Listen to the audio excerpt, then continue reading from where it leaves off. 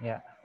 Jadi saya ada slide yang ingin saya sampaikan, tidak banyak ya, hanya mungkin 3-4 slide aja sebagai pemicu diskusi.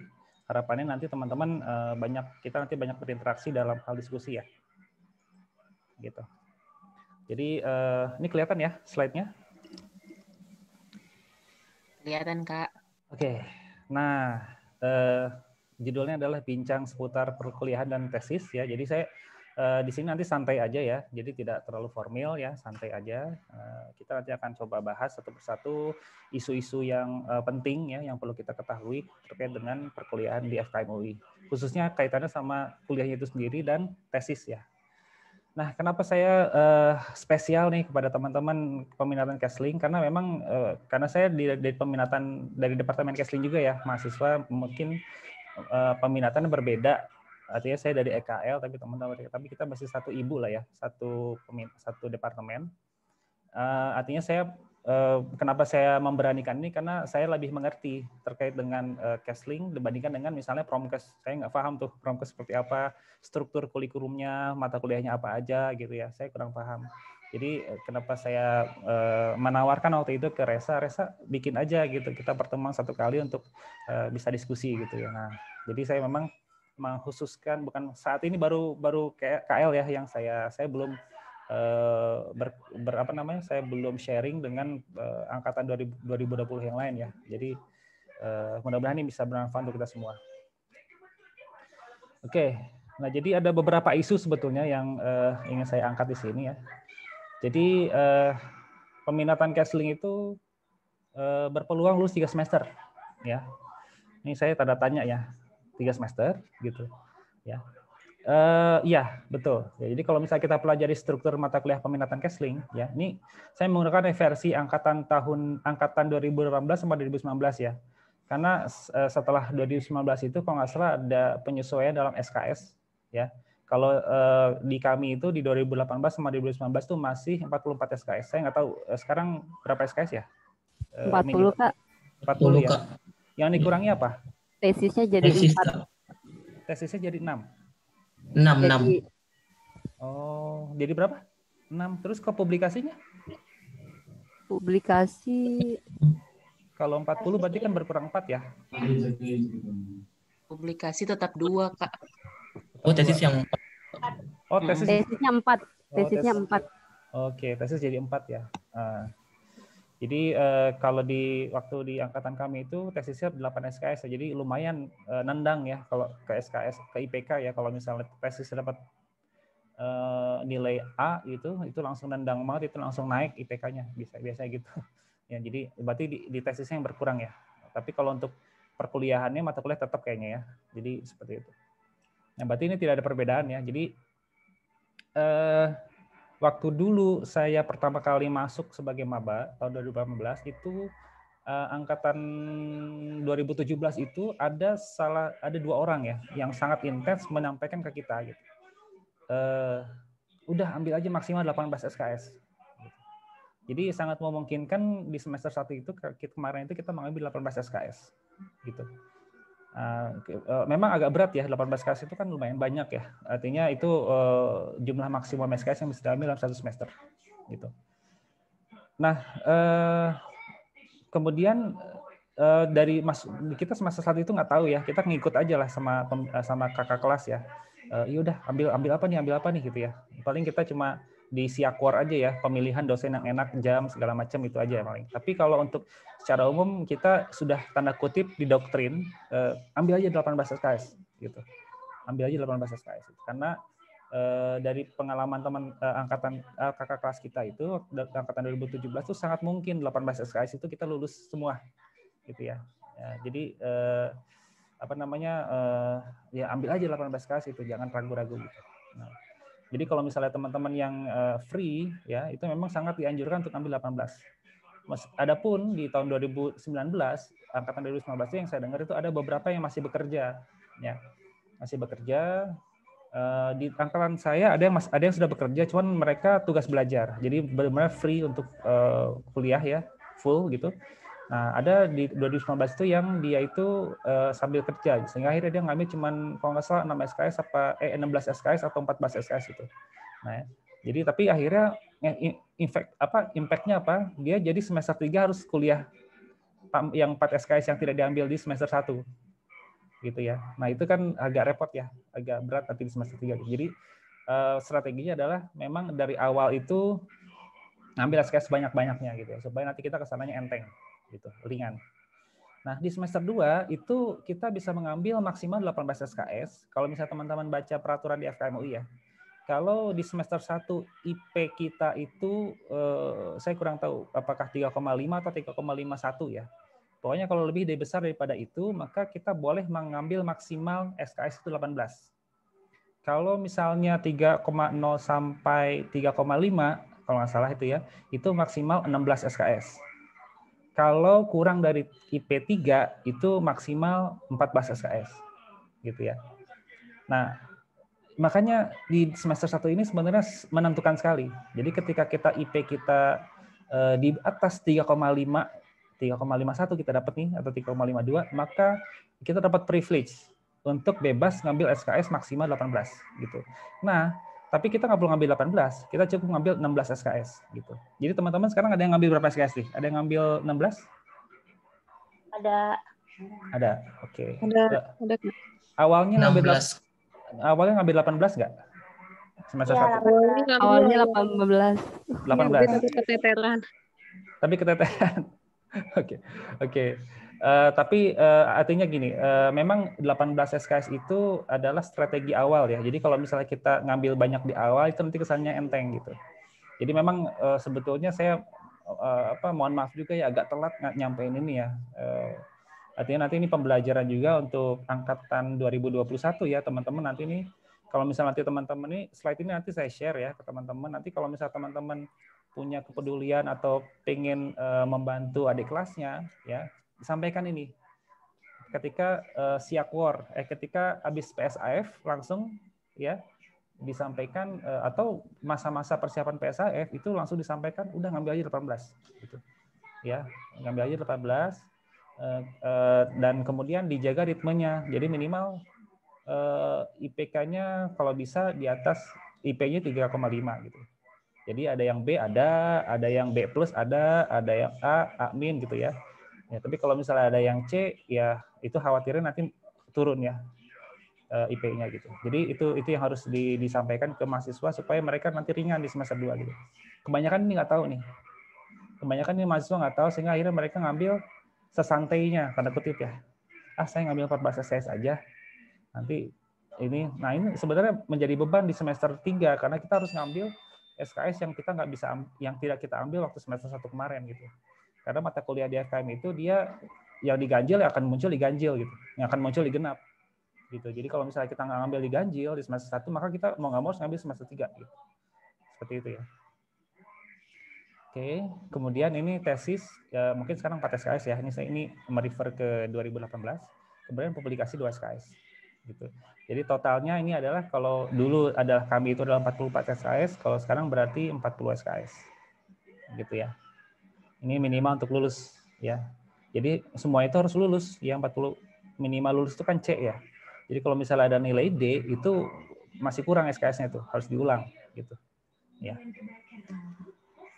Jadi kalau kesimpulan di sini ya di bawah ya. Jadi kalau misalnya di semester 2 itu sudah berhasil memperoleh 34 SKS lulus. Ini posisinya 34 SKS lulus ya.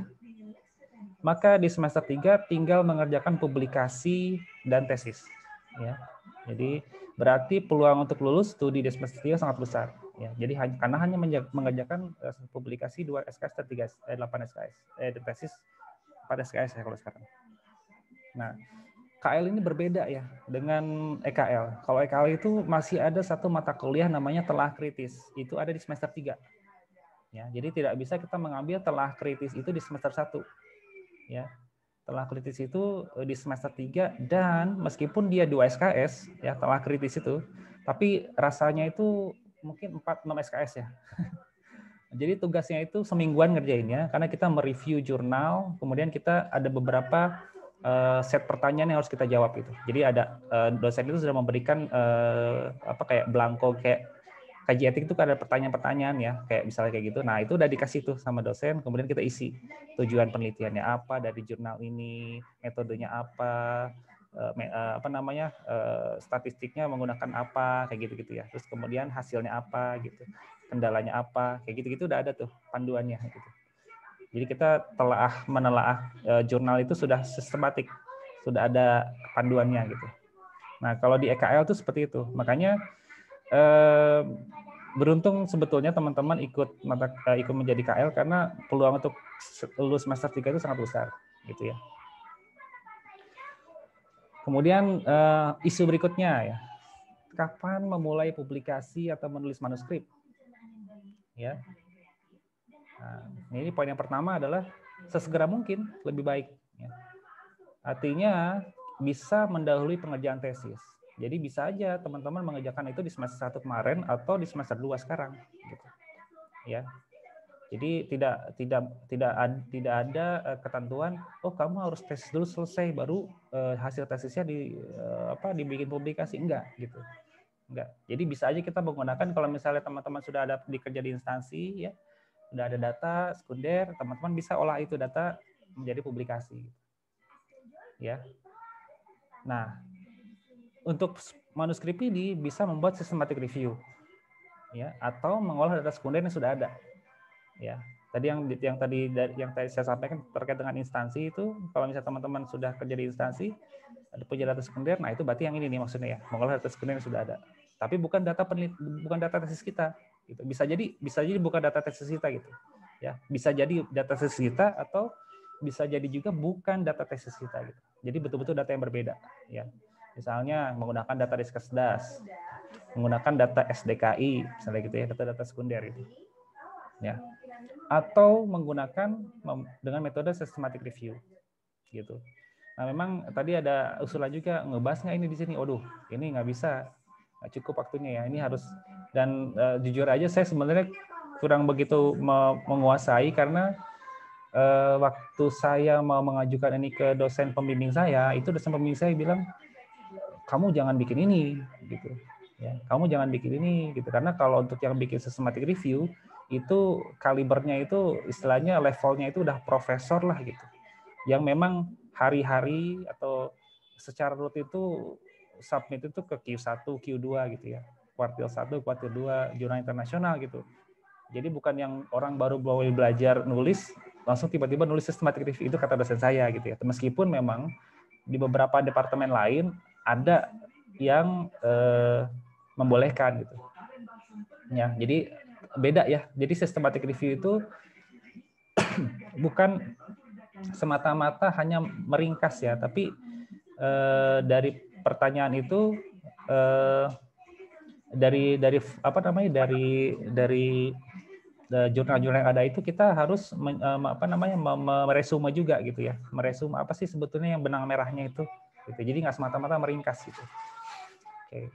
Jadi ini harus dikonsultasikan dengan pembimbingnya. Jadi tanya, kalau misalnya mau systematic review, tanya ke pembimbingnya. Bu, Pak, gitu ya. Kalau misalnya terkait publikasi ini, apakah boleh dengan systematic review atau tidak?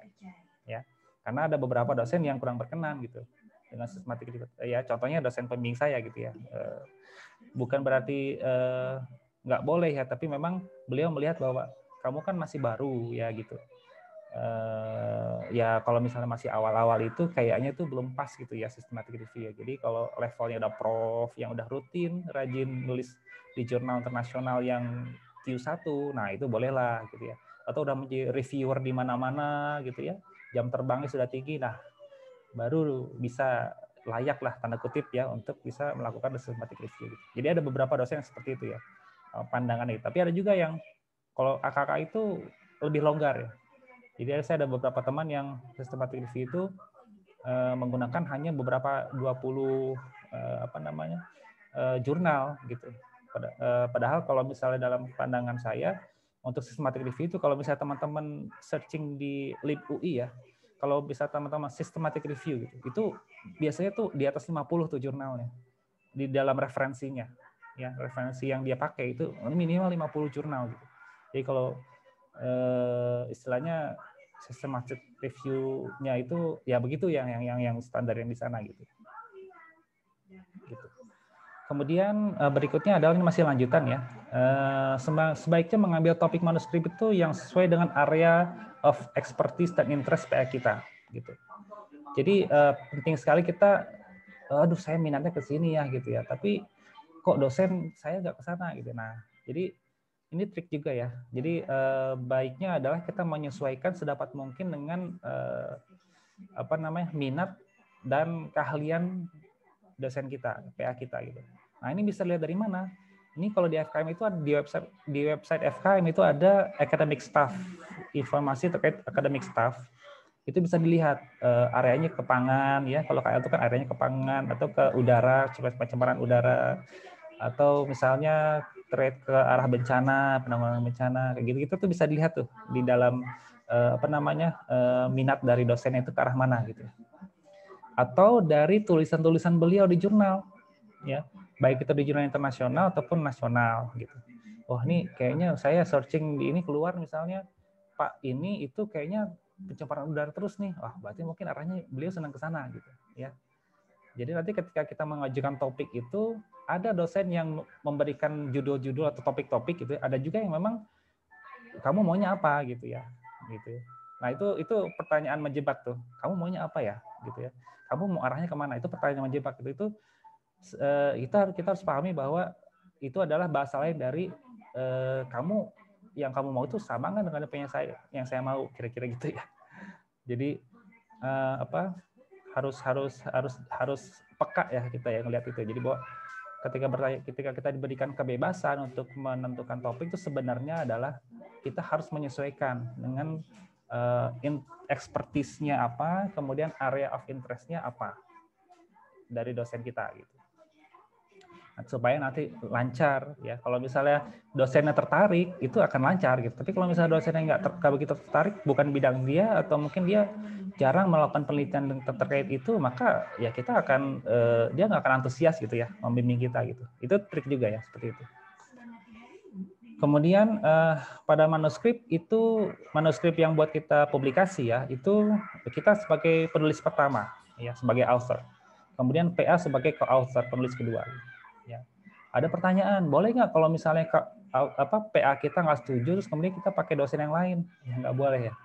Ini karena syarat dari unit akademik FKMU itu adalah harus nanti ketika kita menyerahkan letter of acceptance bahwa kita sudah dari jurnal tertentu bahwa kita sudah diterima manuskrip kita untuk diterbitkan gitu ya, itu harus ada nama pembimbing kita gitu ya, harus di situ tertulis ya, penulis 2 itu adalah pembimbing kita ya, itu syaratnya seperti itu.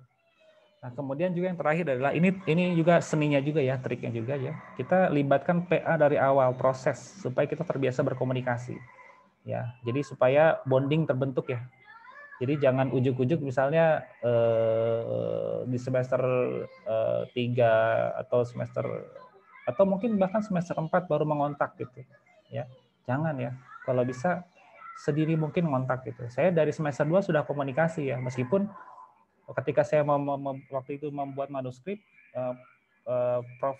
Profnya itu Prof Budi waktu itu saya menyampaikan udah kamu selesai dulu aja itu metodologi penelitian, karena memang kan semester 2 itu metodologi penelitian ya, metodologi penelitian kuanti sama kuali. Beliau menyampaikan udah kamu kuliah aja dulu gitu, nanti baru kamu istilahnya ketemu saya lagi itu nanti semester 3 lah gitu. Tapi saya udah mencoba gitu mendekati gitu ya, jadi udah kenal lah setidaknya wajah itu, oh ada loh pembimbing, ada loh mahasiswa yang saya harus bimbing kira-kira gitu ya, udah dalam bayangan beliau itu siapa sih orangnya gitu ya, seperti itu.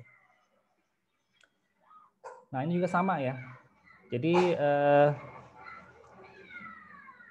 bagaimana memilih topik tesis ini mirip juga dengan yang manuskrip ya, yang publikasi ya. Kita harus lihat juga area of expertise sama interest PA kita apa. Gitu ya. Ini bisa lihat di akademik ya, di info akademik staff di website FKM UI. Ya. Kebetulan website FKM UI sekarang lagi down ya, se-UI sih. Jadi lagi server lagi down, jadi kita betul-betul lib UI juga nggak bisa akses sekarang ini. Kemudian SIAK juga kayaknya nggak bisa buka ya. Jadi ada lagi, dan mungkin Senin tapi kayaknya udah membaik ya, sudah bisa on lagi. Nah, kemudian juga kalau misalnya kita tidak selain jurnal, kita bisa melihat disertasi ya. Disertasi, tesis, skripsi yang beliau menjadi pembimbing 1. Gitu. Tapi ini bukan untuk diplek-plek dilihat ya, tapi lebih kepada kita melihat ini Prof ini tuh sukanya kayak gimana ya, grafiknya kayak gimana sih yang beliau suka gitu. Atau narasinya seperti apa sih yang beliau suka misalnya gitu. Atau beliau itu sukanya tuh multi atau bivariat ya gitu. Nah, ini untuk melihat itu aja gitu, bukan untuk melihat plek-plek isinya seperti apa gitu ya. Jadi saya tidak menganjurkan kita plek-plek kopas tanda kutip ya, pinjaman pustaka kopas dari disertasi, tesis atau skripsi gitu. Tapi kita melihat poin-poinnya boleh gitu ya. Tapi tetap nanti kita mengacu ke jurnal. Jadi jurnal-jurnal itu kalau bisa mendominasi daftar pustaka kita, ya. Jangan tesis, jangan disertasi gitu. Kalau 1-2 boleh lah. Gitu. Tapi kalau misalnya dari misalnya dari 50, 25 itu adalah tesis disertasi sama skripsi, wah jangan lah ya. Karena sebenarnya ini pada hakikatnya unpublished, ya, belum dipublish itu. Yang bernilai itu adalah yang sudah dipublish, yaitu dalam bentuk jurnal. Ya. Dan ini yang dilihat adalah yang pembimbing 1 gitu. Jadi jangan kalau misalnya beliau pembimbing 2, di skip aja itu tesis disertasinya karena beliau nggak bimbing dari awal gitu. Tapi kalau misalnya beliau sebagai pembimbing 1 itu sudah pasti beliau bimbing dari awal. Jadi kita lihat nanti di tesis skripsi itu yang beliau namanya di pembimbing 1 gitu. Ya. Kemudian juga bangun komunikasi yang baik dari awal ya. Nah, karena kita sekarang eranya itu era online ya. Ketika kita misalnya berkomunikasi itu dengan chat, WA gitu. Nah, itu sangat riskan sekali untuk misinterpretasi dan miskomunikasi. Ya. Beda dengan kalau misalnya saya datang langsung ke Prof gitu ya. Prof tahu gestur saya, Prof tahu wajah mimik saya itu seperti apa ya. Prof tahu intonasi suara saya ya. Itu akan lebih mudah gitu kita komunikasi. Tapi kalau misalnya teks itu karena datar kan gitu, nggak ada intonasi, nggak ada gestur, nggak ada apa tuh namanya raut muka mimik ya. Itu khawatirnya itu misinterpretasi, sehingga akhirnya kita harus memulai dengan hal-hal yang seperti misalnya mohon maaf mengganggu waktunya, mohon izin menyampaikan ya. Terus kemudian perkenalan, mohon maaf Prof gitu ya, saya bimbingan Prof gitu ya, mohon izin saya ingin konsultasi, kayak gitu-gitulah ya. Kemudian jangan terlalu nge-push, dalam arti kita harus memahami bahwa mereka itu orang sibuk. Ya, ada yang sudah menjadi pejabat gitu ya, ada yang sudah menjadi ketua pusat atau apa ya, pokoknya di komunitasnya seperti itu. Jadi memang mungkin meeting tiap hari ya, setiap hari itu mungkin beberapa kali, apalagi dengan Zoom ini ya, bisa beberapa kali meeting gitu ya. Nah, kita jangan nge-push gitu. Kalau bisa hari ini misalnya hari Senin belum direspon, coba lagi hari Rabu gitu ya.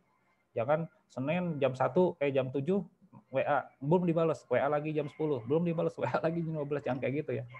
Jadi ada itunya, ada triknya gitu ya. Pelan-pelan gitu ya. Pelan-pelan. Nanti lama-lama nanti beliau akan kalau misalnya atau minimal 2 hari sehari, 3 hari gitu ya, selang 3 hari pagi-pagi ke WA gitu ya. Karena biasanya tuh saya WA Prof itu Prof Budi ya. Kebetulan saya PA-nya Prof Budi itu beliau itu jam 7 itu udah on tuh.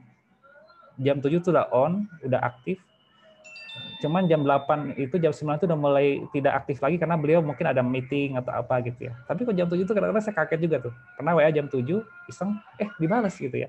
Jadi kita harus cari selah waktu yang pas, kemudian kita ada strategi-strategi lah ya. Jadi nggak bisa kita pukul rata, kok kalau Pak Prof Budi kayak gini, saya cobalah sama dosen yang lain dengan kayak gitu, nggak juga ya, bisa beda-beda gitu ya. Jadi nanti kita bahas ya, seperti apa nanti strateginya. Kemudian juga rajin-rajin menyapa PA gitu.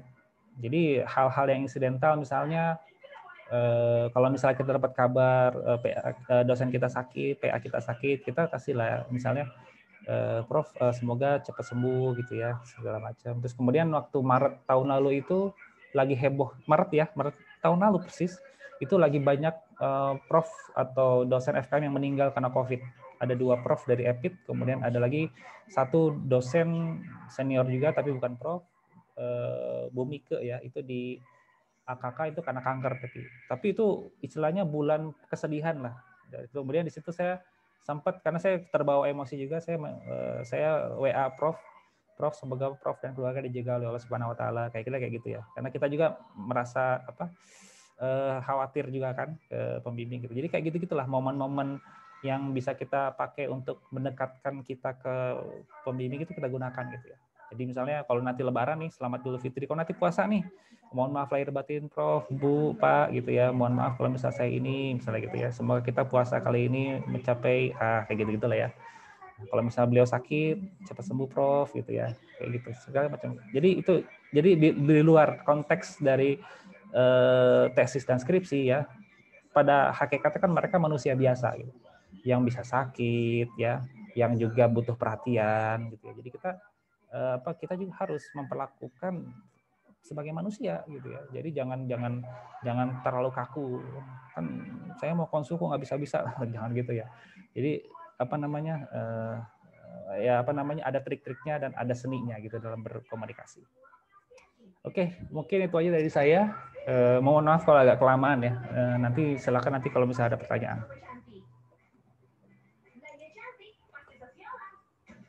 Baik, terima kasih atas sharing-sharingnya Kak Fajar.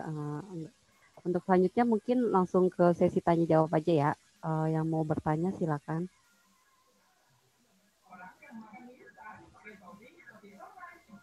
Mas Fajar, izin tanya. Saya Risa. Ya. Kedengaran nggak? Kedengeran ya. Oke. Kedengeran Kak. Nah, untuk penelitian ini kan kita sekarang harus ngurus ethical clearance gitu kan Mas. Nah itu kira-kira ngurusnya kemana ya Mas? Terus prosedurnya kira-kira seperti apa? Terima kasih.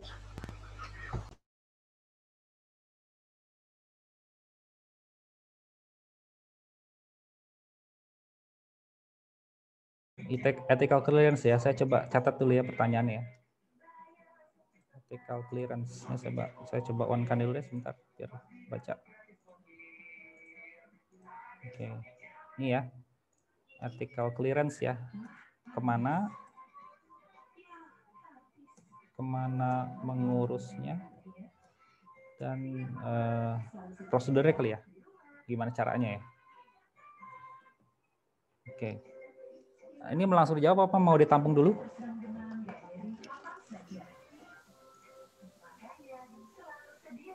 Ditampung dulu aja kali Ditampung. Kak ya. Oke. Silakan berikutnya. Saya Debbie mau nanya. Siapa namanya? Debbie. Debbie. Sebenarnya nyambung dari pertanyaan Karista. Kalau Karista kan langsung nanya ethical clearance, kalau saya justru nanya kalau kita ini maaf ya mungkin saya awam banget kali, udah lupa kali gimana. Kalau kita ingin menulis publikasi atau tesis itu syarat-syarat apa saja yang harus diperlukan. Misalkan tadi kan kalau Karissa bilang ada ethical clearance, tesis baru tahu tuh ada itu. Terus ada apa lagi yang diperlukan selain ethical clearance itu sih? Nangkep Kak? Kalau publikasi gimana? Ya publikasi dan tesis lah. Oke. Itu apa saja yang perlu kan ada list to do yang harus dipenuhi gitu loh. Nah itu selain ethical clearance apa aja? Selain ethical clearance ya. Terus ya? boleh nambah nggak? Iya boleh nambah nggak? Boleh silakan. Aku lagi pusing banget. Ya, sebenarnya saya udah punya data. Nah, data sebutannya mungkin data primer atau data sekunder kali ya, karena saya kan kerja di dinas, jadi teman-teman puskesmas itu mengirimkan data ke saya. Data sekunder berarti ya, jadi saya dapat data dari puskesmas. Oh iya, sekunder. Saya menganalisa ya. Nah, terus saya tuh nggak tahu data itu mau dikawinkan dengan apa sehingga menjadi publikasi dan menjadi tesis, itu aja. Oke, wah ini kayaknya mendalam nih, mendalam. Jadi, punya data sekunder dari puskesmas, oke. Tapi nggak tahu mesti diapain gitu. Oke. Untuk dijadikan bahan publikasi, nggak tahu nggak tahu dijadikan bahan tesis gitulah, itu sih intinya. Tapi nggak tahu mau diapain ya? Iya betul. Diapain dalam bentuk publikasi dan tesis. Oke, silakan yang lain. Mohon maaf Mas, mau izin bertanya Mas? Ya. Saya Pratiwi, Mas. Siapa namanya? Mungkin Pratiwi, Mas. Pratiwi. Ya. Oke. Mungkin ini di luar dari rada melenceng dari di luar yang dijelaskan sama Masnya. Kan kami ada satu mata kuliah, Mas, yang dari semester 1. Itu sampai detik ini nilainya belum keluar, Mas. Itu kira-kira mengurusnya bagaimana ya, Mas? Terima kasih, Mas. Oke. Ada lagi? 3 dulu mungkin ya. Nanti, kalau nanti nambah lagi boleh. Oke, pertama adalah terkait dengan ini ya, dengan saya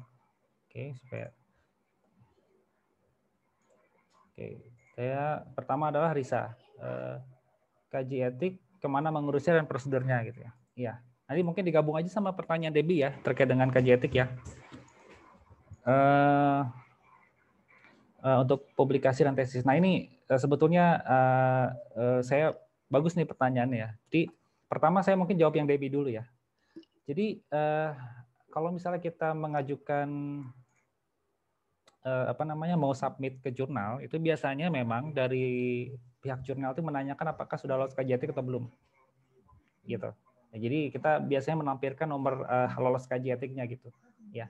Nah kalau misalnya kita kaji etiknya itu, kalau misalnya yang kita lakukan adalah kita mempublikasikan hasil penelitian kita, hasil tesis, karena kan yang dikaji etik itu tesisnya, ya penelitian tesis. Nah untuk kita submit ke jurnal itu kita cukup menggunakan kaji etik yang untuk tesis tadi, gitu. Jadi nggak perlu bikin 2, gitu, ya. Ya kalau misalnya kalau misalnya memang seperti itu, ya. Karena ada juga kondisi di mana manuskrip itu berbeda dengan tesis kita, gitu. Jadi manuskripnya A, tesisnya B, topiknya gitu. Karena mungkin yang memungkinkan itu datanya itu yang ada ini, nah tapi sebenarnya ini nggak akan lanjut ke tesis gitu. Nah itu karena dia 2 hal yang betul-betul yang berbeda gitu. Misalnya yang satu, saya ada data terkait dengan PM 2,5 misalnya gitu ya. Terus saya mau kaitkan misalnya dengan ISPA misalnya gitu. Nah tapi kemudian untuk tesis itu saya mau ke sampah misalnya gitu. Itu kan beda banget tuh ya. Nah, karena itu beda banget, maka mau nggak mau itu harus ada 2 kaji etik, gitu, ya. Karena kaji etik itu di situ tertulis nanti judulnya, judul penelitian itu apa, gitu. Termasuk di situ nanti akan terlihat variabelnya apa, kemudian daerah penelitiannya mungkin nanti akan muncul juga di situ di judul. Jadi nggak bisa kita gunakan misalnya kaji etik yang untuk tadi PM 2,5 sama ISPA, ya, kita pakai kaji etiknya untuk kita tesis yang terkait dengan sampah itu nggak bisa. Gitu. Nah seperti itu. Jadi memang ini teman-teman yang beberapa teman yang di EPIT menanyakan itu ya. Jadi di EPIT itu kan mereka menulis manuskrip dulu, kemudian baru bikin tesisnya dan kebetulan beda gitu. Nah, mau nggak mau mereka harus melakukan kaji etik dulu untuk manuskripnya gitu. Ya. Jadi effort 2 kali jadinya gitu. Effort 2 kali gitu. Nah, tapi mungkin nanti dikonsulkan lagi ke dosen pembimbingnya ya seperti apa gitu ya. Tapi yang saya pahami sejauh ini seperti itu ya. Jadi kalau misalnya memang 2 hal yang berbeda banget itu mau nggak mau harus 2 karena tertulisnya itu beda, judulnya itu tersuratnya itu di kaji etik itu akan berbeda gitu. Dan itu nanti akan menjadi bahan yang dilihat di reviewer itu nih kaji etiknya ada nggak gitu. Seperti itu. Biasanya matchingnya itu dengan yang tertera di kaji etik dengan yang judul manuskrip yang kita ajukan gitu ya. Jadi itu dulu. Kemudian mengurusnya, nah ini bisa nanti menghubungi sekretariat ya, mengurus kaji etik itu bisa mulai ke sekretariat. Jadi semua peminatan yang home base-nya itu adalah departemen itu dilakukan mandiri oleh departemen itu. Jadi reviewer etik kita itu adalah dosen-dosen departemen KL gitu. Ya, beda dengan mereka-mereka yang POKD, kelompok studi, ya. Yang kelompok studi itu kayak Kespro, ya. Kemudian apalagi itu satu lagi Mutu, ya. Itu dosen itu bisa lintas ya. Jadi yang saya tahu juga misalnya seperti Bu Agustin dosen KL ya, tapi bisa ngajar mutu. Jadi akhirnya menjadi ada teman saya yang kebetulan dari mutu di PA-nya itu adalah Bu Agustin gitu, ya, Bu Agustin. Jadi bisa kayak gitu. Nah, kalau misalnya yang POKDI karena dia adalah sebenarnya tidak punya perangkatnya untuk melakukan kaji etik, maka mau nggak mau itu ditarik ke fakultas. Jadi yang mereview etik kita adalah fakultas, reviewernya nanti biasanya ditentukan gitu. Jadi itu agak ribet sih sebenarnya. Tapi kalau karena kita KL, itu konsultasi aja dulu dengan Bu Narti ya atau Pak Suryadi ya. Nanti saya ada nomor HP-nya kalau misalnya mau menghubungi. Tanyakan prosedur seperti apa. Nanti beliau akan menyampaikan form-formnya apa saja gitu ya. Sebetulnya di aplikasi kaji etik juga ada ya. Ada juga aplikasi kaji etik yang bisa kita download ya. Atau nanti mungkin kalau untuk kaji etik ini karena detail ya, ada beberapa form yang harus kita isi. Nah ini kayaknya nggak cukup waktunya untuk kita bahas di sini ya. Nanti mungkin kita bisa adakan lagi pertemuan untuk ngebahas itu secara khusus itu. Ya, jadi ada tahapannya gitu. Tapi sepengetahuan saya sejauh saya alami itu udah langsung di handle sama departemen gitu. Jadi nggak harus sampai. Jadi begitu lolos etik oleh reviewer, misalnya reviewer saya dulu itu adalah Pak Buton dan Bu Ririn misalnya gitu. Nah udah lolos dari Pak Buton sama Bu Ririn itu saya lolos etik, saya sampaikan ke Bu Laila karena Bu Laila itu koordinator etik departemen ya. Kemudian nanti Bu Laila bikin surat bahwa dia sudah sudah lolos gitu ya. Terus kemudian itu nanti saya lampirkan ke fakultas gitu. Nah nanti saya upload di aplikasi. Nah, nanti itu tetap tuh komunikasi dengan Pak Suryadi ya, dengan Pak Suryadi gimana gitu. Nah, kemudian nanti dari fakultas, jadi Pak Suryadi akan menguruskan surat lolos etik dari fakultas. Tanda tangannya adalah Prof. Siapa namanya? Prof. Yang dari EPIT itu. Saya lupa ya namanya. Yang dari EPIT, Prof. Ratna. Iya, Prof. Ratna Juwita. Iya benar. Nah, itu tanda tangannya Prof. Ratna Juwita ya. Jadi dari fakultas itu resminya adalah itu, tapi hanya itu aja sih sebetulnya yang mengeluarkan itu aja. Selebihnya itu prosesnya itu banyak, semuanya itu mungkin bisa dikatakan 95% atau ya 96% itu semuanya terjadi di departemen itu. Ya. Seperti itu. Jadi nanti bisa kita bahas ya terkait kaji etik karena ada beberapa banyak tahapannya yang harus kita bahas. Gitu. Oke. Oke, Mas Fajar, makasih. Iya, oke. Oh iya, kaji etik ini nanti setelah proposal ya. Jadi nanti setelah proposal, biasanya itu nanti setelah itu dosen, ya kamu ajuin kaji etik gitu ya. Jadi bukan sebelum proposal ya. Jadi setelah proposal, udah kita proposal nih, seminar proposal, kemudian nanti kaji etik ya. Nah, maksudnya kita revisi proposal paralel dengan kita menyusun protokol etik gitu. Jadi poin-poinnya kita isi. Nah, baru nanti dua dokumen itu kita submit atau kita kirimkan ke reviewer. Ya, reviewernya siapa? Nanti beliau nanti akan mencocokkan antara protokol dengan yang dokumen proposal yang kita lampirkan gitu. Yang udah direvisi ya, gitu. Nah, seperti itu. Oke. Untuk yang DB ini sudah ada Bu Debi ya. Bu atau Mbak? Bu Debi, saya sudah punya data. Mbak ya, saya sudah punya data sekunder dari Puskesmas, tapi nggak tahu mau diapain. Nah, data apa dulu nih? Ya, data apa dulu? Banyak. Salah satunya limbah medis sih. Banyak data. Sebenarnya salah satunya yang saya pegang adalah limbah medis. Jadi ini sebetulnya kalau misalnya kita melihat ini, maka kita harus pastikan, kita harus taruh dulu apa nih yang mau kita bahas. Yang menjadi variabel dependennya itu apa? Gitu ya. Apakah misalnya limbah medis ya? Kalau limbah medis berarti misalnya penyakit ya, misalnya penyakit misalnya infeksi nosokomial misalnya ya. Jadi ada penanganan limbah medis yang tidak baik sehingga akhirnya nyebarin penyakit gitu misalnya ya. Nah, jadi ditentukan dulu variabel dependennya apa gitu. Nah, kemudian nanti ambil aja variabel dependen itu, kemudian nanti search di jurnal. Ya, jadi inspirasi itu dari jurnal ya. Inspirasi itu dari jurnal. Oh, ternyata masukin aja di keywords tuh. Kalau di Lip UI itu gampang banget tuh. Masuk ke Lip UI, summon ya, summon. Nah, saya nggak bisa tunjukkan karena memang lagi nggak bisa diakses ya.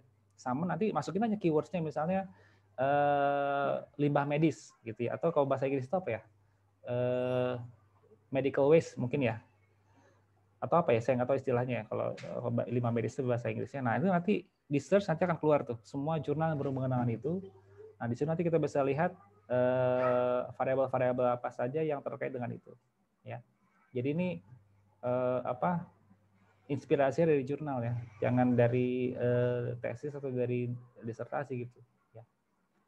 Jadi itu ya mungkin ya. Nanti ini panjang juga nih pembahasannya ya, kayaknya nggak cukup ya. Nanti kita adakan lagi aja ya. Oke, makasih. Kemudian ada satu mata kuliah nilai yang belum keluar. Ini mata kuliah apa ya, Pak Riwi?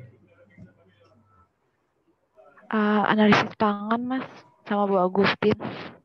Pangan ya, itu adalah mata kuliah pangan dan itu ya, mata kuliah pangan dan itu ya.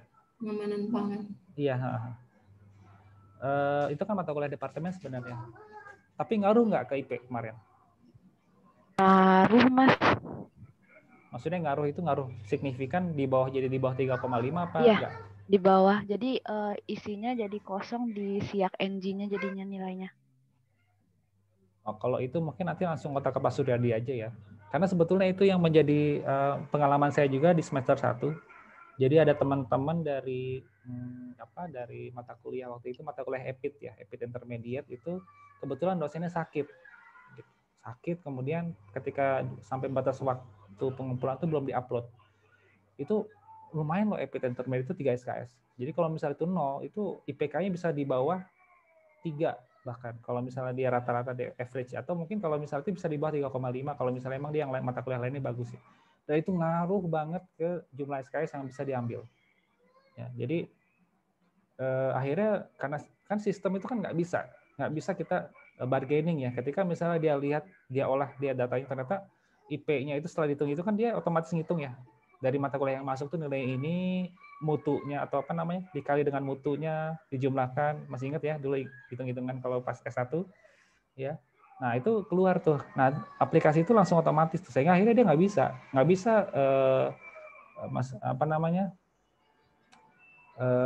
ini masih ada kendala nih, saya berikan keringanan, nggak bisa gitu. Jadi akhirnya banyak teman-teman yang akhirnya sampai batas waktu itu IP-nya di bawah dari yang seharusnya, sehingga itu ngaruh banget ke jumlah SKS yang dia bisa diambil di semester 2 gitu. Itu pernah terjadi waktu tahun di angkatan saya di 2018 itu.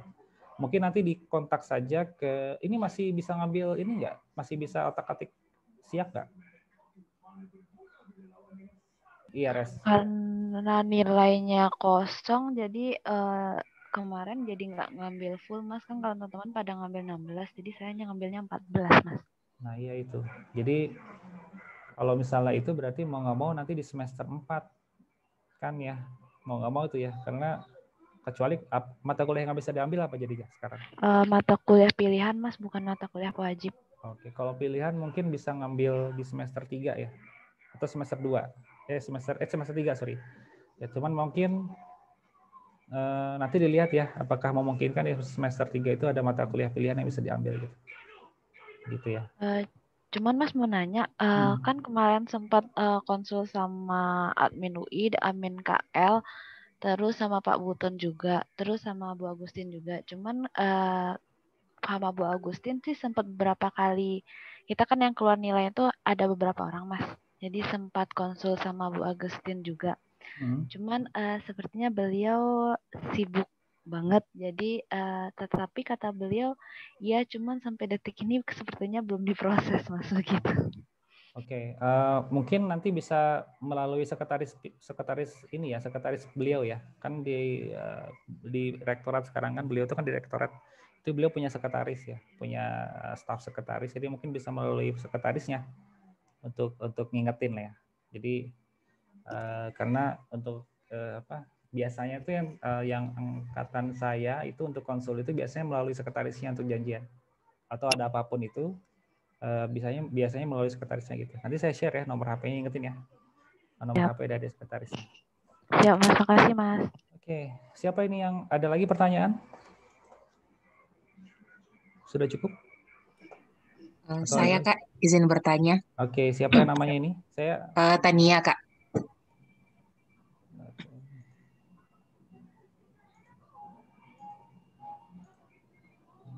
Tania. Masih kurang, iya Kak, masih kurang paham sih Kak tentang publikasi ini, masih agak bingung juga dan masih awam banget. Ini kalau publikasi ini Kak sebenarnya alur pembuatannya kita harus gimana sih Kak? Apakah memang harus persis dengan pembuatan tesis atau gimana Kak? Ada alur khususnya gitu kalau mau bikin tentang publikasi ini. Kemudian pertanyaan yang kedua Kak, apa sih Kak tips dan trik agar publikasi dan tesis kita bisa dapat A? Terima kasih Kak. Sistematika publikasinya kali ya? Iya Kak. Apakah sama dengan tesis gitu ya? Iya Kak. Bentar. Yang kedua apa? Yang ketiga apa? Pertanyaan kedua Kak. Supaya dapat A.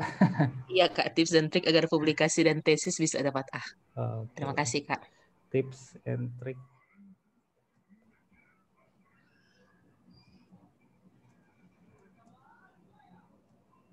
Oke. Ada lagi yang lain?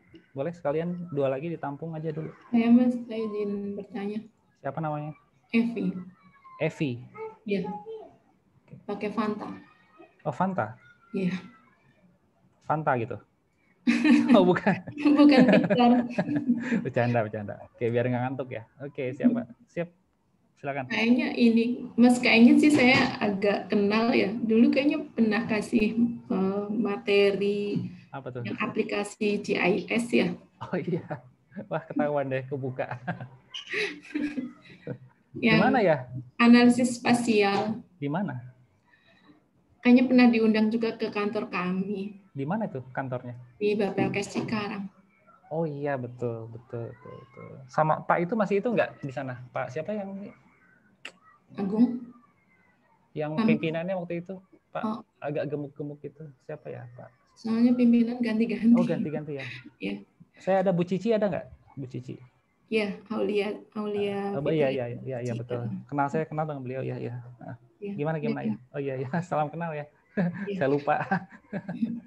Ya, saya itu sebelum masuk kuliah saya pikir publikasi ini hasil penelitian kita di tesis kita, kemudian kita publikasi. Terus berikutnya saya melihat artinya itu 2 hal yang berbeda ya. Apa bisa misalkan hasil penelitian kita di tesis baru yang kita publikasikan itu biar sekalian jalan gitu. Memungkinkan tidak untuk dari sisi waktunya gitu. Terus yang kedua, sekarang ini kan lagi pandemi COVID. Orang-orang kemungkinan sebagian besar itu akan mengambil topik-topik yang berkaitan dengan COVID ya. Kalau seandainya kita ambil topiknya berlainan dari COVID, apakah kira-kira bisa diterima oleh PA ya? Kemungkinan kan topik-topik tentang COVID banyak diminati baik oleh mahasiswa maupun pembimbing akademik.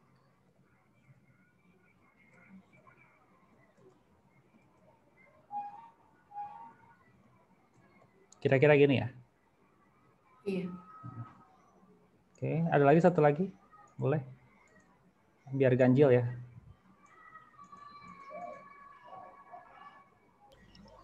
Ada? Belum ada? Mas Fajar boleh tanya lagi nggak? Tambahan lagi Mas, maaf. Siapa ini? Yang Evi, ini masih Evi. Itu selain kaji etik, kita perlu mengurus apa ya untuk keperluan penelitian, misalkan ke ke pemerintahan terkait. Oke. Ada lagi tadi yang mau nambah? Siapa tadi yang mau nambah? Iya, tadi Risa, Mas. Sebenarnya berhubungan sama punya Mbak Evi sih, Mas. Kan kita mau penelitian pasti ngurus surat ya. Nah, untuk prosedur ngurus surat itu kemana gitu, Mas? Terus berapa lama sih biasanya surat itu jadi? Gitu. Terima kasih, Mas. Berapa lama? Gimana tadi? Berapa lama surat jadi? Surat perizinan, terus ngurusnya kemana? Oh.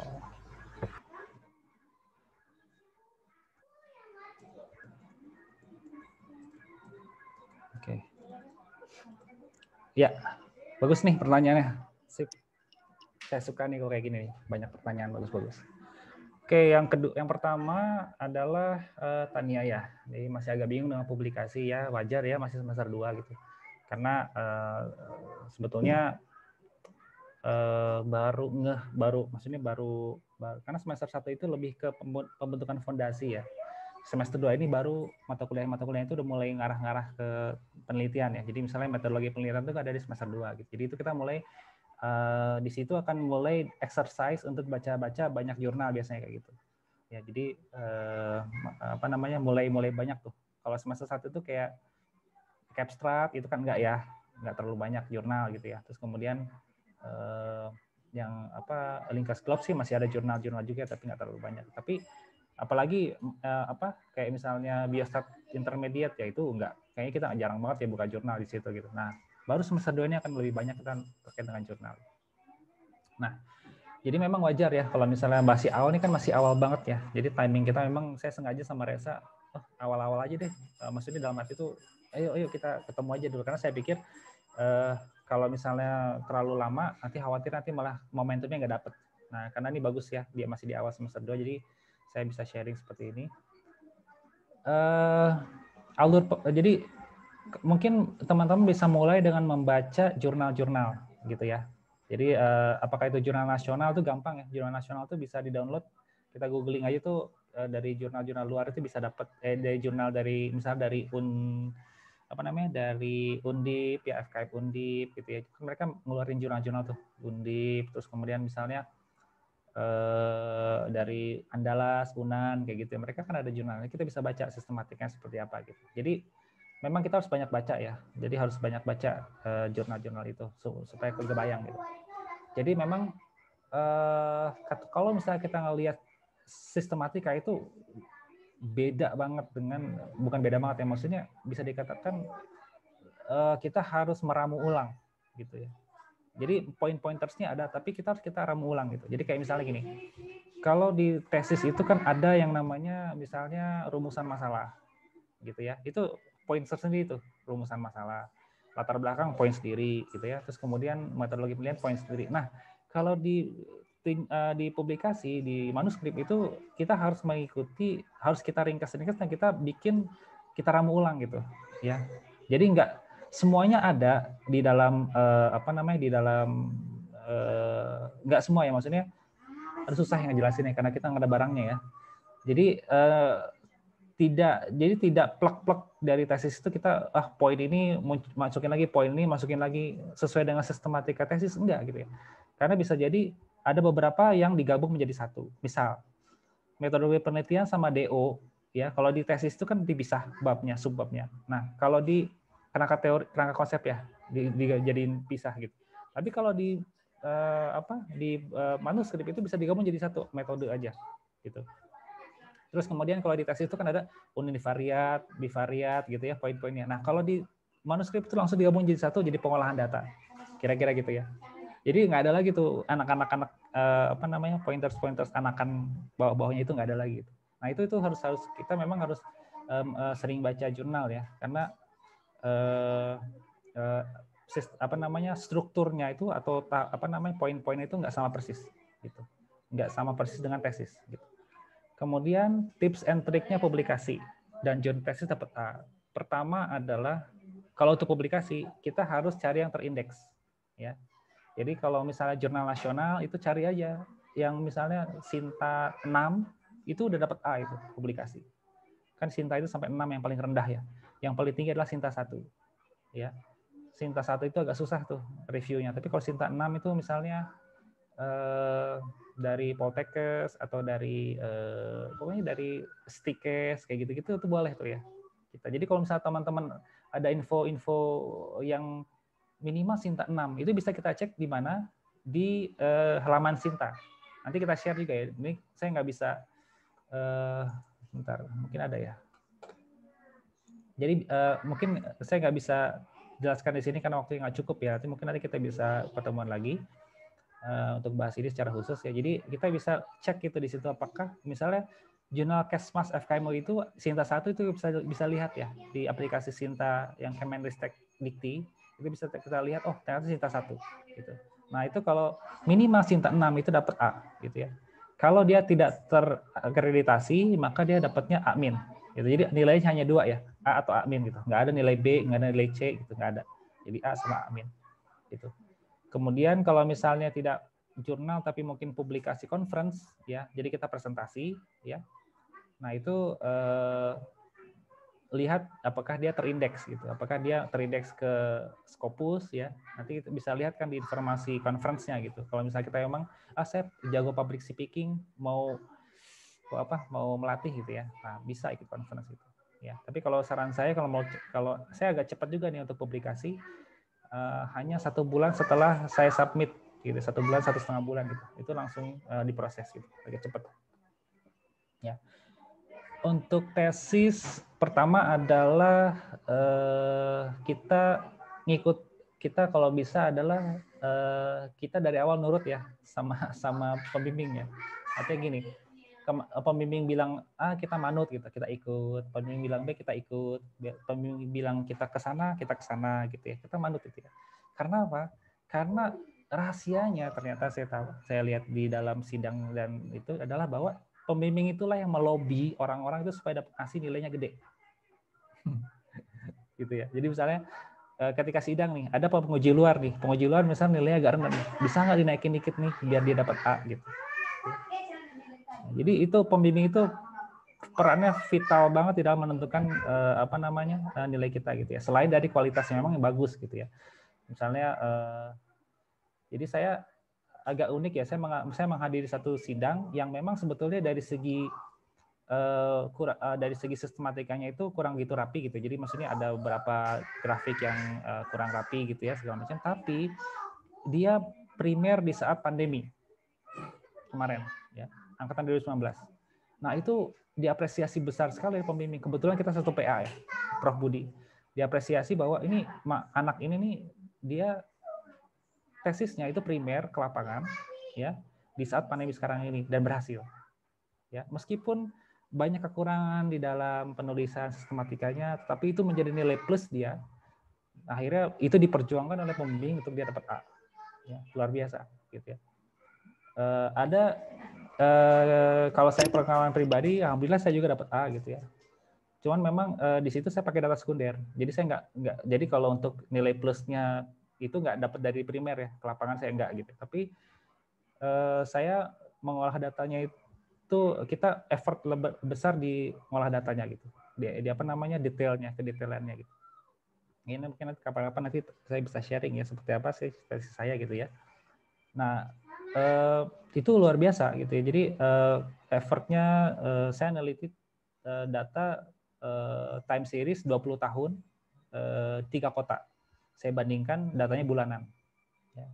Nah itu kemudian Prof itu waktu itu bilang, nih kamu bercanda gini, kamu kalau misalnya 1 kota aja sebenarnya kamu kemarin udah foto-foto di Balai Rum. Maksudnya semester sebelumnya kan saya lulus 2,5 tahun ya, 5 semester gitu. Kamu udah bisa ini ya gitu, bercanda gitu ya. Cuman saya beranikan diri waktu itu karena dasarnya saya pengen membandingkan 3 kota tersebut. Akhirnya jadi 3 kota itu saya analisis semuanya 20 tahun per bulan.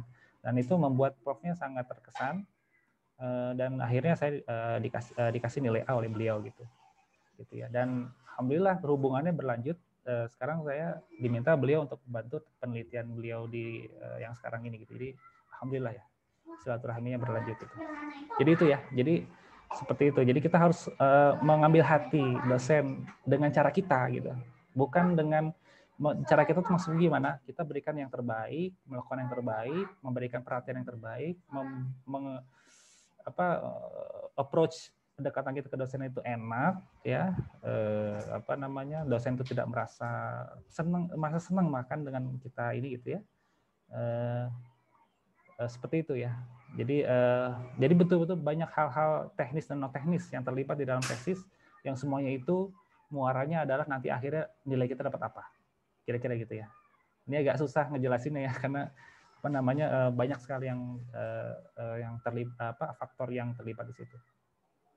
Kira-kira mungkin itu ya. Nanti kalau misalnya kurang nanti boleh ditanyakan lagi. Mungkin Evi, saya sebelum masuk kuliah, apakah publikasi dan tesis dua hal yang berbeda? Oh, oke. Iya. Jadi kalau kasus saya itu, saya tesis sama saya publikasi itu adalah bagian dari tesis. Ya, jadi karena berhubung saya ada 3 kota, maka saya bisa buat 3 manuskrip. Ya, jadi karena 3 kota itu dianalisis terpisah ya, kemudian dibandingkan ketiga kota tersebut. Nah, saya pecah itu bisa jadi 3 manuskrip. Jadi saya ngambil untuk publikasi. Jadi ketika selesai SEMHAS waktu itu, saya langsung kejar bikin manuskrip. Ya, kebetulan saya udah ada ininya apa namanya, sudah searching mana sih yang kira-kira bisa dalam satu yang sintanya nggak terlalu rendah. Misalnya saya kemarin submit ke Sinta 3 aja, nggak Sinta 1 ya, karena khawatir lama. Kemudian saya ngambil 1 kota untuk saya submit. Gitu. Jadi secara keseluruhan analisisnya masih bisa dipublikasikan gitu. Tapi saya ngambil 1 aja gitu, 1 kota untuk saya submit. Jadi seperti itu ya. Nah, kelebihannya adalah bahwa saya tidak perlu lagi mengajukan kaji etik karena saya tinggal menggunakan kaji etik yang kemarin saya ajukan untuk tesis. Saya lampirkan di situ gitu. Di jurnalnya gitu. Nah, tapi kekurangannya adalah memang saya dikejar waktu banget gitu. Jadi saya kejar-kejaran sama reviewernya, saya nge-review jurnal itu, saya bilang boleh nggak dipercepat reviewnya gitu ya. Akhirnya memang sport jantung ya. Jadi karena memang saya mepet banget antara SEMHAS dengan sidang ya. Nah teman-teman kalau misalnya SEMHAS-nya bisa lebih awal, itu misalnya spare 2 bulan dari kalender akademik batas maksimal sidang, itu aman kalau menurut saya.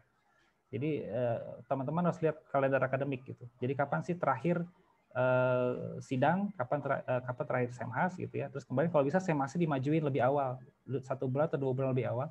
Jadi teman-teman ngebut nih di proposal, kemudian ngolah data, buru-buru SEMHAS, habis SEMHAS langsung bikin manuskrip, ya. Kemudian ada jeda misal 2 bulan atau 2,5 bulan, kemudian nanti sidang gitu. Ya, jadi teman-teman cepat di SEMHAS-nya gitu. Nah, jadi supaya nanti bisa langsung bikin manuskripnya gitu. Nah itu salah satu strateginya begitu mungkin ya. Untungnya saya kemarin sempat waktunya ya, alhamdulillah ya. Puji syukur kepada Allah Subhanahu wa taala. Nah, tapi mudah-mudahan teman-teman bisa dari sini bisa menentukan yang merencanakan kapan akan nanti mulai sempro, SEMHAS gitu ya. Terus kemudian beri spare waktu antara SEMHAS ke sidang, karena SEMHAS itu adalah sebilah hasil yang udah istilahnya kalau misalnya tidak ada revisi yang dan sampai harus rombak total, itu berarti itu layak untuk lanjut ke sidang meskipun masih ada revisi kecil-kecil. Nah di situ nanti teman-teman udah bisa tuh ambil itu untuk jadi bahan untuk manuskripnya gitu ya. Kemudian ya sekarang lagi pandemi COVID memang, jadi ini sangat-sangat lagi trending ya. Jadi sekarang jurnal internasional Q1 itu gampang banget sekarang kalau kita misalnya topiknya adalah tentang COVID ya. Tapi apakah kalau nggak COVID nggak akan disetujui PA? Kebetulan saya bukan COVID gitu. Saya waktu itu adalah terkait dengan DBD iklim gitu. Jadi itu kebetulan DBD itu adalah salah satu minat area of interest dari Prof. Budi, DBD. Kemudian juga beliau punya sebagai saat ini interestnya juga ke climate change ya, iklim. Nah saya kaitkan DBD itu memang dengan iklim kemarin itu. Jadi alhamdulillah sih diterima gitu ya. Jadi tidak harus melulu terkait dengan COVID ya. Bisa aja dengan topik-topik lain yang memang menjadi area of expertise-nya dari dosen dan minat dari dosen tersebut, interest-nya di mana. Nah, itu bisa kita gunakan yang itu. Kemudian selain kaji etik, untuk mengurus apa aja untuk penelitian. Oke. Nah, setelah jadi gini alurnya ya. Jadi setelah teman-teman proposal, itu nanti diminta untuk segera mengajukan kaji etik. Ya. Jadi setelah proposal itu biasanya ada revisi, ya. Tapi saya sarankan sih revisi proposal itu paralel dengan pengajuan kaji etik. Jadi pengisian protokol etik itu paralel, ya. Jadi jangan menunggu revisi proposal selesai baru kemudian mengajukan kaji etik, jangan. Jadi kalau bisa paralel aja. Gitu. Nah, tapi sebetulnya sebelum proposal itu kita ada yang namanya survei pendahuluan. Jadi kalau kita di aplikasi persuratan FKM itu ya, kalau nggak salah ada aplikasinya surat FKM kalau nggak salah gitu. Nanti teman-teman cek aja ya, surat FKM UI.id kalau nggak salah itu. itu ada pilihan untuk kita surat survei pendahuluan. Nah, survei pendahuluan ini bisa aja kalau kita bicara data sekunder ini, kita menanyakan gitu ke instansinya datanya ada nggak gitu ya. Nah, kemarin itu saya alhamdulillah baru ngirim survei surat, maksudnya saya mau nanya aja datanya ada atau enggak, itu udah langsung dikasih gitu datanya, data sekundernya gitu. Jadi sebetulnya prosesnya udah nggak perlu lagi saya mengajukan surat, tapi supaya sesuai dengan prosedur ya, tetap saya bikin surat, saya kirim ke, meskipun datanya sudah saya terima ya, saya tetap kirim ke instansi tersebut. Ini Bu, ini suratnya yang kemarin data yang saya terima gitu, supaya nanti sesuai dengan alurnya gitu.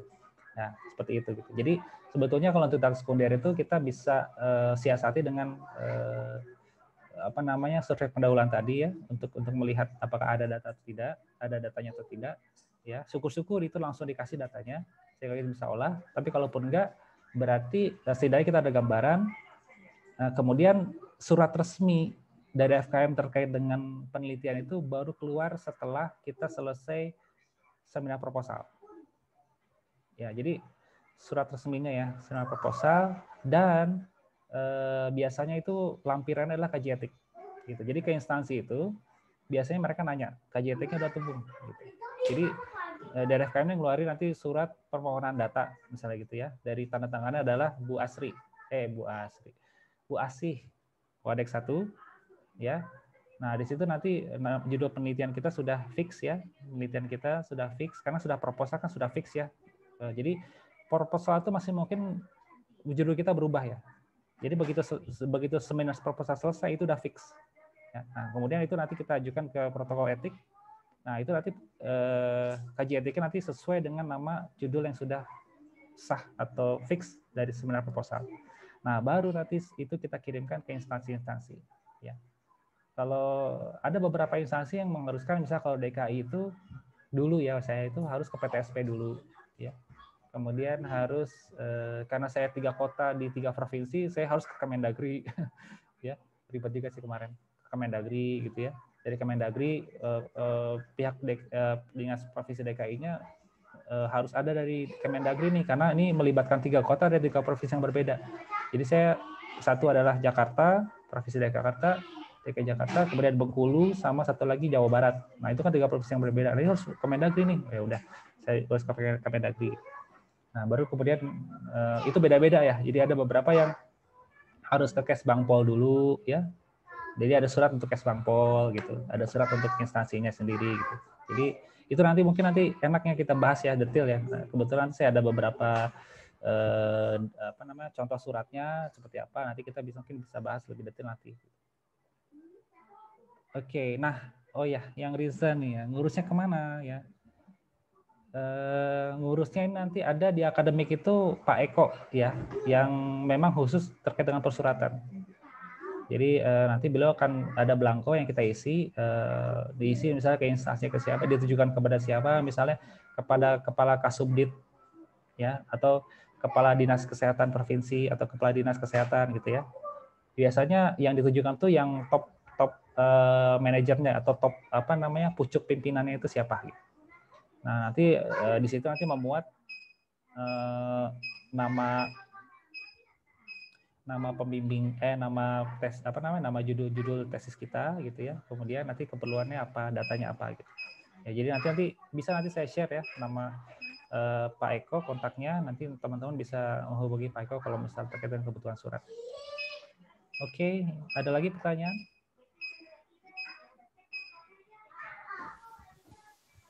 Ada lagi yang mau nanya teman-teman? Mohon maaf kalau agak panjang ya, karena supaya jelas.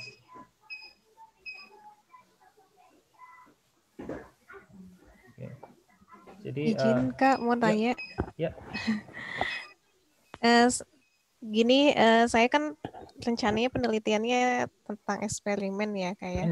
Taruh sebentar, namanya siapa ya? Namanya siapa? Febri, maaf. Febri, backgroundnya apa? Yeah. Backgroundnya saya S1-nya Kesling. Oh, Kesling. Oke, Kesling. Ya, gimana pertanyaannya? Di lab Kesling sendiri untuk di UI pada saat penelitian pengen tahu nih alat-alat yang kita butuhkan untuk penelitian itu kita harus langsung ke sana atau gimana ya kayak pengen apa tahu soalnya ini masih ya agak bingung mau ngambil untuk penelitian tuh mau ngambil eksperimen ataukah mengambil data langsung kepada responden dengan menggunakan alat. Nah, pengen menggunakan alat tuh ada nggak UI tuh punya nggak alatnya dan bisa difasilitasi nggak kita sebagai mahasiswa untuk melakukan penelitian? Itu Kak, Ya, oke. Pertanyaannya. Jadi untuk lab Kesling, saya ada nomor kontak ininya, PJ Lab-nya ya. Jadi bisa tanya lebih detail. Tapi kalau sekedar mungkin awalan aja ya, sering saya pahami.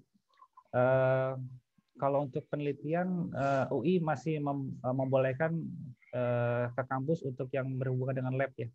Jadi tapi memang tidak setiap hari gitu ya. Jadi itu juga dengan protokol kesehatan yang ketat semenjak pandemi ini ya. Jadi boleh ya, dibolehkan nanti misalnya ke kampus gitu. Kemudian kan alatnya di kampus ya, jadi nggak mungkin dikirim ya, nggak mungkin dikirim lewat paket ya. Kita mau nggak mau kita harus ngambil sendiri ke sana gitu. Itu bisa kok, bisa digunakan. Nah, terkait kelengkapan alat-alatnya nanti mungkin lebih detail dengan bisa nanya ke Mbak Nurina ya. Mbak Nurina kebetulan juga alumni Kesling juga ya. Jadi mahasiswa Kesling S1 kemudian lanjut S2 juga di sini. Nanti bisa ngobrol-ngobrol lebih enak lah gitu. Kemudian ini maksudnya eksperimen ini desain studi eksperimental atau bagaimana ya? Maksudnya? Iya, jadi pada saat hasil penelitian kita tuh diujikan di laboratorium Kesling sendiri memberikan lisensi nggak buat mengeluarkan hasil gitu untuk nantinya diuji oleh kita gitu. Gini, maksudnya desain studi eksperimental itu kan begini. Kalau di desain eksperimental itu kan adalah desain studi eksperimental itu kan artinya ada satu kelompok yang ada kelompok pembanding. Betul, ada kelompok yang dikasih, misalnya kalau biasanya di epic klinik ya, ada yang dikasih vaksin, ada yang tidak dikasih vaksin misalnya gitu ya. Itu eksperimental gitu. Tapi kalau misalnya dalam konteks ini sih lebih ke kita mengumpulkan data, misal melakukan pengukuran udara di kualitas udara di luar, atau kita mengambil sampel air ya, atau kita jadi gitu, sampel saya tuh sampah organik dilakukan apa melihat hasil dari sampah organik itu kan untuk mengukur misalkan salah satunya sentrasionya. Nah itu bisa diukur di UI nggak? Maksudnya biar kita tuh terpercaya gitu pakai labnya kita buat tahu hasil outputnya. Saya rasa sih bisa ya, karena waktu kemarin itu kan kita melakukan di mata kuliah toksikologi itu kan kita ambil sampel, kita kan mau mengukur kandungan arsen ya, kalau nggak salah di air. Jadi di area pertanian yang menggunakan air itu kita apakah di situ mengandung arsenik ya, apakah mengandung arsenik gitu, meskipun mungkin kadarnya nggak tinggi gitu, atau mangan gitu dan seterusnya gitu ya, logam-logam itu ya, logam esensial. Nah tapi kita dekonstruksinya itu di lab KL gitu ya. Jadi untuk yang seperti itu bisa ya dilakukan dan memang hasilnya lumayan bisa dipublish ya. Jadi sudah sangat, kalau menurut saya sih sudah sangat lengkap ya. Mungkin ada beberapa yang memang yang sangat kita misalnya ada kemarin itu kalau nggak salah KL itu punya juga spirometer kayak gitu-gitu ya, sudah. Jadi kita bisa menghitung mengukur apakah dia ada gangguan pernafasan dari itunya gitu ya. Ada juga gitu. Nah, cukup lengkap. Nanti mungkin lebih detailnya mungkin bisa tanya ke Mbak Nurina ya. Nanti saya kasih nomornya aja ya, bisa langsung ngobrol supaya nanti bisa pas lah ya dengan orangnya gitu. Iya. Terima kasih Kak. Iya, sama-sama. Nanti yang tadi minta yang tadi menanyakan nomor HP kontak, nanti hubungin saya ya Resa ya, supaya nanti saya bisa saya langsung saya langsung share, atau nanti melalui Resa juga boleh. Ya. Ya. Oke, ada lagi mungkin pertanyaan? Mas Fajar, saya izin nyambung dari pertanyaannya Teh Febi. Kalau untuk melakukan pengukuran itu, Ini siapa namanya nih? Evi. Oke, Ya. Evi. Saya soalnya lagi buka ini jadi nggak kelihatan. Oke. Itu artinya tidak harus dilakukan oleh laboratorium yang terakreditasi ya. Misalkan kita kan untuk BPLKes Cikarang kan laboratoriumnya itu belum terakreditasi, dia sifatnya untuk penunjang pembelajaran. Jadi bukan lab komersil yang bisa untuk menganalisis kemudian hasilnya sebagai untuk justifikasi. Jadi terus itu juga sifatnya yang banyakan untuk yang rapid, pengukuran rapid. Nah, misalkan nanti saya seperti TVB itu melakukan pengukuran, kemudian saya ajak analis labnya untuk mengukur, itu bisa dipertanggungjawabkan dengan nanti hasilnya ya? Kalau saya kurang paham ya kayak itu ya. Maksudnya nanti bisa ditanyakan lagi saya Mbak Dorina ya. Tapi kalau saya sih ngeliatnya ya kalau misalnya memang dilakukan dengan prosedur yang apa ya? Karena gini, waktu ada teman saya yang itu membeli alat sendiri, ya kebetulan membeli alat sendiri, kemudian yang mengumpulkan data itu juga adalah bukan dari instansi yang lab khusus gitu ya, jadi memang teman-teman mereka sendiri gitu, ya. Terus kemudian cuman memang harus detail di DO ya. Kalau kita melakukan pengukuran primer itu harus detail di DO. Jadi misalnya kalau misalnya melakukan pengukuran konsentrasi misalnya PM 2,5 ya misalnya gitu, itu harus berapa meter dari lantai kan gitu ya. Kalau misalnya indoor, kalau outdoor gimana, itu harus jelas banget itu di DO-nya gitu. Jadi sejauh yang saya pahami sih artinya tidak harus menggunakan yang terakreditasi dalam arti itu ya, karena kayaknya saya belum melihat juga bahwa harus dilampirkan nih sertifikat akreditasinya misalnya gitu ya, enggak juga sih. Tapi memang harus detail terkait dengan metode pengumpulan datanya, siapa yang mengumpulkan datanya gitu, apakah ada training dulu misalnya gitu ya. Jadi itu mungkin nanti akan menjadi hal-hal yang harus nanti akan menjadi bagian dari perhatian dari KJTek juga tuh.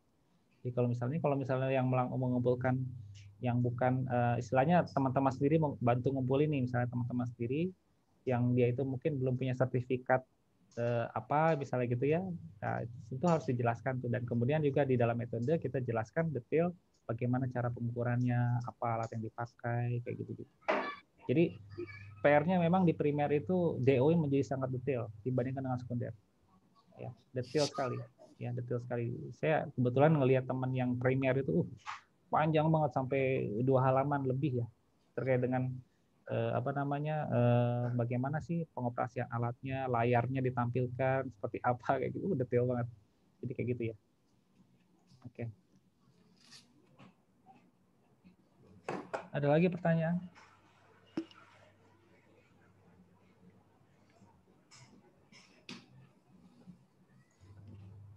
Ada lagi pertanyaan?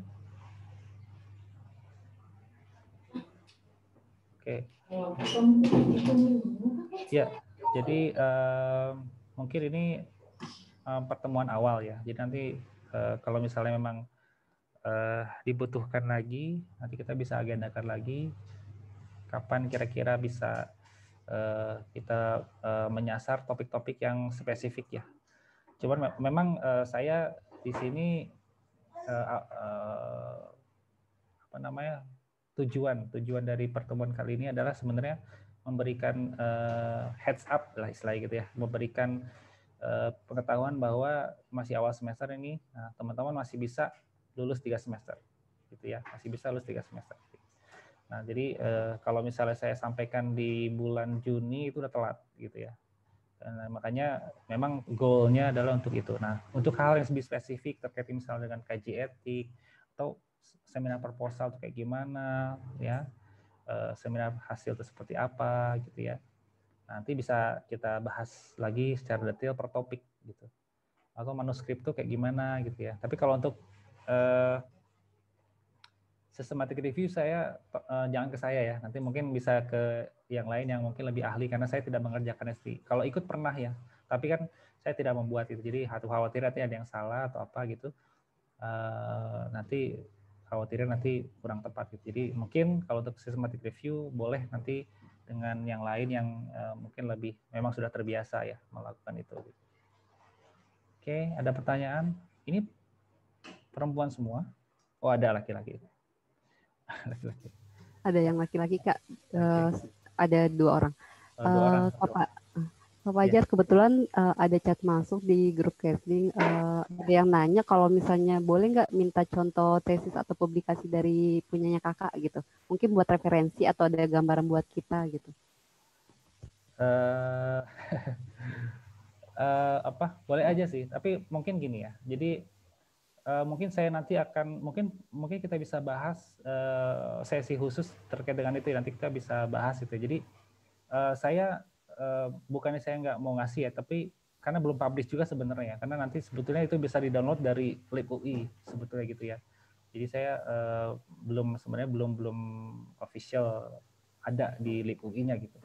Tapi kalau sebetulnya yang perlu teman-teman pelajari itu adalah sistematika bab-babnya itu apa aja sih, kemudian bagaimana cara membuat kerangka teori gitu ya. Jadi kerangka teori itu adalah saduran atau infuse istilahnya gitu ya, atau sari dari jurnal-jurnal yang kita baca gitu. Jadi nanti bisa kita bahas itu, maksudnya kita bedah ya tesis. Misalnya kalau teman-teman mau kita bedah tesis saya gitu. Jadi jangan hanya baca saja, tapi mungkin dipahami gitu.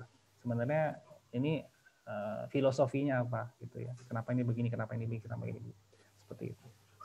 Jadi saya sih bukannya nggak ini ya, cuman maksudnya nanti tak khawatirnya teman-teman malah menelan bulat-bulat sehingga akhirnya khawatirnya nanti malah menyesatkan sayanya gitu. Jadi saya sih lebih prefer kita nanti bedah aja tesisnya gitu. Kalau misalnya emang teman-teman mau seperti itu. Oke, gitu mungkin ya, Pesa. Iya baik Kak. Ada lagi yang mau nanya? Atau nanti sekiranya boleh nggak Kak, kalau misalnya di sini mungkin belum kepikiran pertanyaan, kalau nanti ada yang mau nanya gitu, lewat saya di Japri, terus saya share ke Kak Fajar boleh? Mungkin baru kepikiran nanti gitu, ada pertanyaan yang emang butuh masukan dari kakak gitu. Boleh.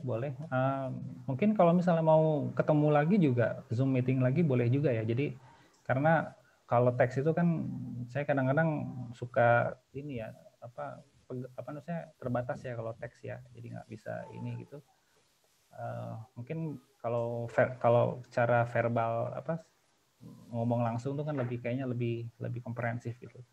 Jadi mungkin bisa aja nanti dikumpulin aja dulu pertanyaannya, itu misalnya nanti kita ajukan atau ajakan lagi pertemuan lagi supaya nanti kita bisa lebih detail gitu. Ya.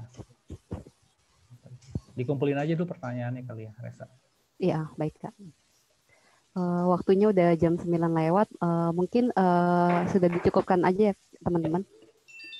Udah malam juga, besok hari Senin juga kan. Ya, kuliah gimana nih, daring nih? Oh iya, ada.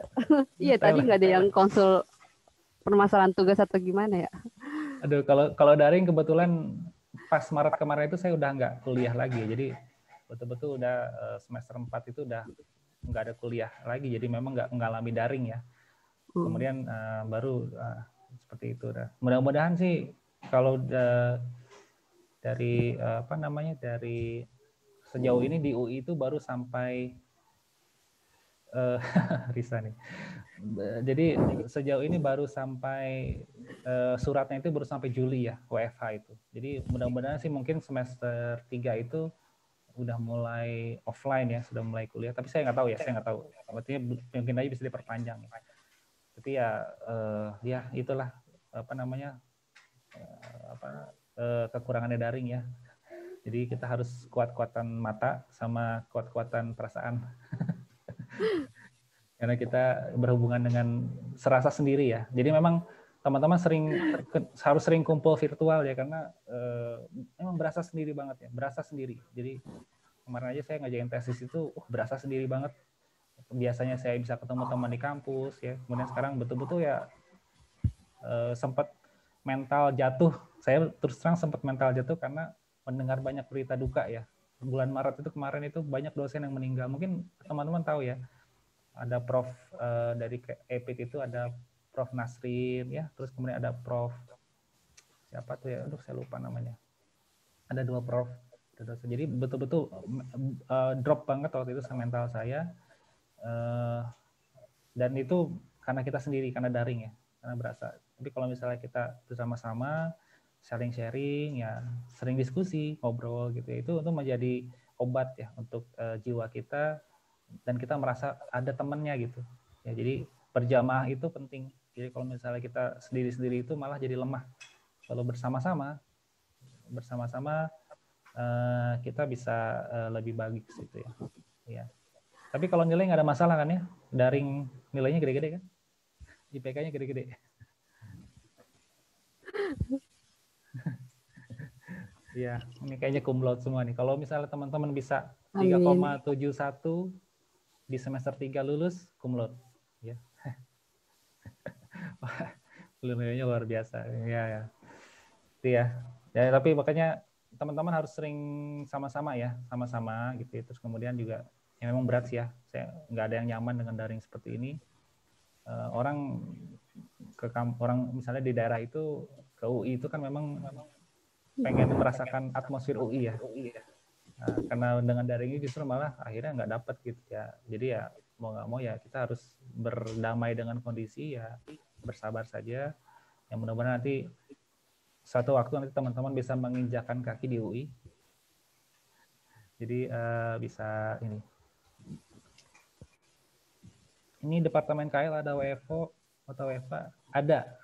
Tapi kalau untuk yang tenaga pendik ya, tenaga administrasi itu memang ada shift gitu ya. Tapi kalau dosen rata-rata udah WFH ya, udah jarang ke kampus. Tapi kalau untuk kayak tenaga administrasi ya, satpam seperti itu masih ada yang ke kampus, masih ada yang kampus. Oke, mungkin itu aja dari saya ya. Nanti kita bisa ngobrol banyak ya. Jadi ini baru perkenalan. Jadi saya berharap sih kita bisa saya bisa terus mendampingi teman-teman ya, supaya nanti bisa lulus 3 semester gitu ya. Amin. Amin. Nah, ini sebenarnya saya mau cerita juga. Jadi saya sekarang sedang mendampingi teman-teman 2019 yang akan lulus Agustus.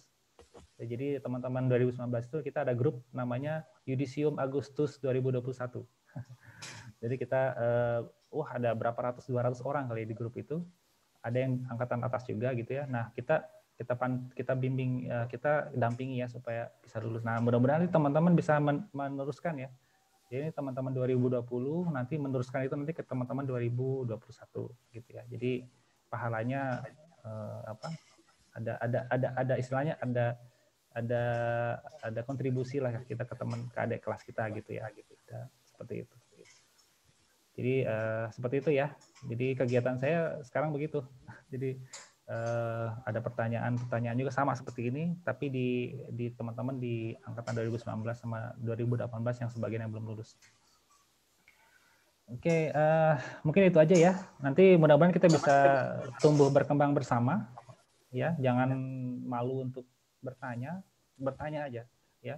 Jadi saya senang sekali dengan pertanyaan-pertanyaan ini, bagus. Nanti saya share slide-nya, nanti teman-teman bisa baca ulang. Kalau misalnya nanti kita adakan meeting lagi, silakan nanti Resa ya Res di siap, Kak. Ini ketua kelasnya siapa ya? Ada Kak Fahmi. Koordinating. Oh iya. Nanti berdua ya sama Fahmi ya.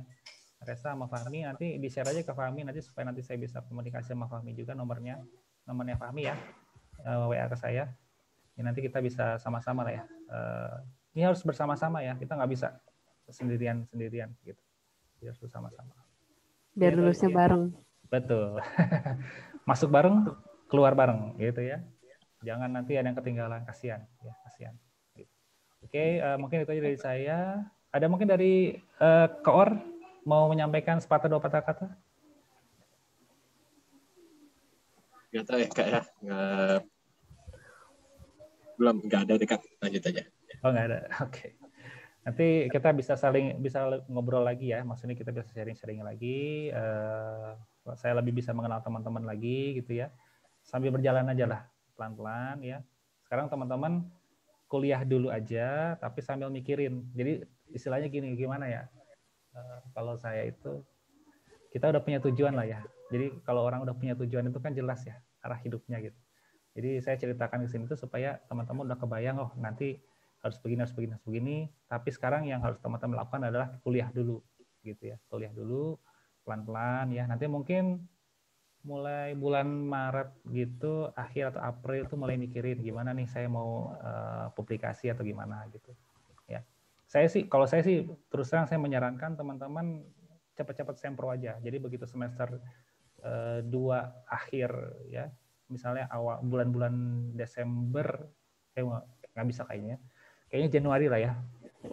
Januari pas masih libur tuh, Januari kan biasanya masih libur, itu teman-teman bisa sempro secepatnya gitu. Terus kemudian semhas secepatnya, baru setelah itu publikasi. Kalau menurut saya ya, karena teman-teman lebih enak gitu ngebahas tesis itu lebih enak dibandingkan dengan kita effort untuk ngolah data yang berbeda untuk bikin publikasi di awal ya. Kecuali kalau misalnya teman-teman sudah punya data ya, itu lain masalah. Tapi kalau misalnya teman-teman yang belum, nanti khawatir nanti repot di KJT harus 2 misalnya gitu, dan seterusnya gitu. Jadi itu saran dari saya sih ya. Tapi kalau misalnya teman-teman terasa saya pengen lebih dulu publikasi, nggak apa-apa. Jadi sehingga nanti begitu semester misalnya publikasi ini bisa paralel juga di semester 2 ini. Jadi begitu semester 3 itu udah free, udah nggak perlu lagi mikirin publikasi, tinggal tesis, bisa juga gitu ya, bisa juga seperti itu. Jadi enaknya yang mana gitu, teman-teman ritmenya yang mana, itu teman-teman yang dirasa-rasa aja yang paling enak yang mana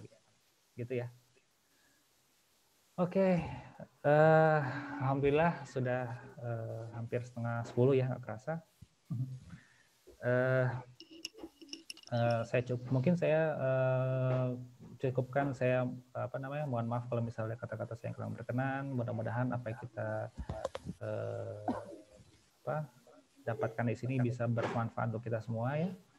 Kemudian juga kepada teman-teman yang belum hadir, tolong di-share ya apa yang disampaikan hari ini. Jadi jangan diabaikan teman-teman yang belum hadir bisa hadir ya, di-share juga materinya. Kemudian nanti ini ada rekamannya ya, nanti saya share juga rekamannya, bisa nanti dibaca itu ulang gitu. Oke, mungkin itu dari saya. Ini mau ada foto atau tidak? Atau yang ada aja ya? Supaya kenang-kenang. Boleh Kak, foto bersama Kak. Wih, oke. Sip. Oke. Sip. Teman-teman mungkin bisa dinyalakan videonya. Oke, saya pengen lihat. Oh, ini Fahmi yang ini. Oke. Ganteng juga nih Mas Fahmi. Oke. Oke ya. Sip. Ada yang pakai topi. Oke. Udah? Ya. Oke. Saya foto ya. 1, 2, 3. Sekali lagi. 1, 2, 3. Oke. Ya. Oke, terima kasih teman-teman ya. Terima kasih Resa yang sudah memfasilitasi ya. Pahalanya besar. Ini besar nih Resa nih udah memfasilitasi teman-teman ya.